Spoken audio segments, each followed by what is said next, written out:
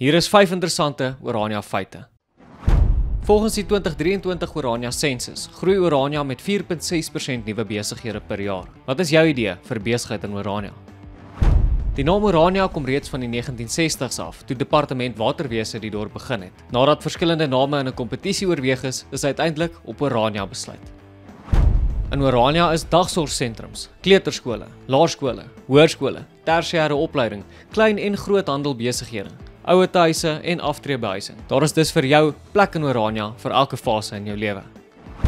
Orania ontvang geen belastingbydraes nie. Orania is die enigste munisipaliteit of plaaslike owerheid in Suid-Afrika wat geen belastingbydrae van die staat af ontvang nie. Orania het nie meer beerdkrag nie. Slegs in uitsonderlike gevalle sal Orania weer beerdkrag hê, maar selfs dan teen verminderde ure en met meer interne beheer. Watter ander Orania feite is vir jou interessant?